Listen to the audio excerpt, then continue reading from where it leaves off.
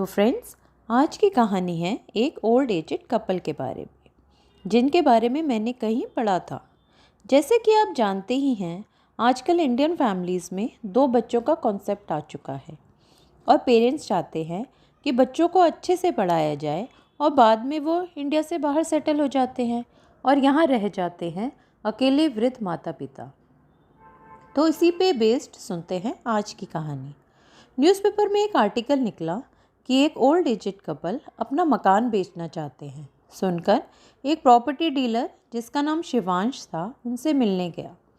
जैसे ही वो वहाँ गया, उसका स्वागत बड़े अच्छे से किया गया। शिवांश और अंकल जब तक बात कर रहे थे तभी आंटी खूब सारा नाश्ता ले आई और वो कहने लगी, अरे बेटा, पहले ये खा लो फिर बात करना। खाना बहुत टेस्टी दिख रहा था और शिवांश ने सुबह से कुछ भी नहीं खाया था, इसलिए वो मना ना कर सका। रोज़ रोज़ शिवांश उनके घर जाता किसी फॉर्मेलिटी पूरी करने के लिए और हर बार आंटी नाश्ता ले आती और वो खूब सारी बातें करने लगता। नेचर का अच्छा होने की वजह से वो दोनों शिवांश को पसंद करने लगे थे। अंकल ने अपने मकान की कीमत 1 करोड़ लगाई थी, तो शिवांश ने ग्राहक ढूंढ लिया जिसका उतना बजट भी था। शिवांश को भी अच्छा खासा कमीशन मिलने वाला था। उस दिन वो बात करने लगा। नाश्ता करने के बाद जैसे ही उसने ग्राहक मिलने की बात करी तो अंकल बोले, अरे 1.5 करोड़ लगाई थी कीमत, तो ये तो बहुत कम है। शिवांश, तुम किसी और को ढूंढ लाओ। शिवांश को अच्छा तो नहीं लगा, लेकिन फिर भी वो बोला, अच्छा अंकल, और चला गया। इस बार भी जब वो ग्राहक ढूंढ कर लाया, अंकल ने फिर कीमत बढ़ा दी और हर बार ऐसा ही करते। उसने कई अपने फ्रेंड्स जो प्रॉपर्टी डीलर से इस बारे में बात करी और उसे पता चला कि वो दोनों कई लोगों के साथ ऐसा पहले भी कर चुके हैं।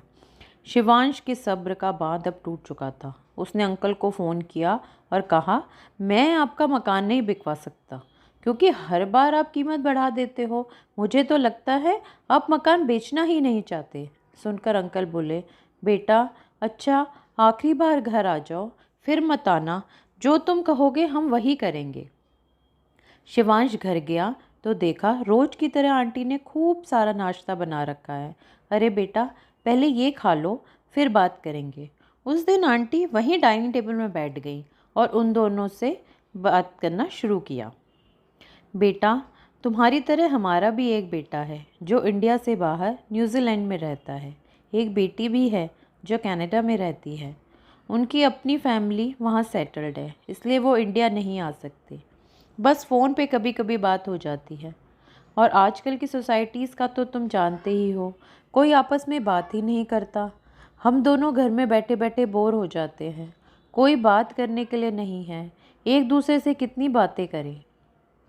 कोई बात करने को नहीं मिलता तो इतना बड़ा घर काटने को दौड़ता है। हमने ये सोचकर इतना बड़ा घर बनाया था कि सब साथ रहेंगे। फिर हम एक दिन फिर हमने एक दिन अखबार में मकान बेचने का इश्तिहार पढ़ा। सुनकर हमने सोचा, क्यों नहीं हम भी मकान बेचने का इश्तिहार डाल दें। जो भी डीलर आएगा, कम से कम थोड़ी देर तो बात हो जाएगी। आंटी को भी कुकिंग का बहुत शौक़ है, ऐसे ही उनका शौक़ भी पूरा हो जाएगा। तुम्हारा या किसी और का टाइम वेस्ट करने का हमारा कोई प्लान नहीं था। हम तो बस किसी के साथ थोड़ा बात करना चाहते थे। ये सुनकर शिवांश की आंखों में आंसू आ गए। उसने उनसे प्रॉमिस किया कि वो उनके घर दिन में एक बार ज़रूर आया करेगा, लेकिन आंटी को रोज़ नाश्ता बनाकर रखना होगा। सुनकर अंकल आंटी की आंखों में भी आंसू आ गए। हाँ हाँ, क्यों नहीं बेटा, आंटी ने कहा। तो दोस्तों, पैसा कमाने के लिए अपने माता पिता को अकेले छोड़ना कितना ठीक है, इसका फ़ैसला तो आप ही कर सकते हैं। इसी के साथ इंतज़ार कीजिए मेरी अगली कहानी का।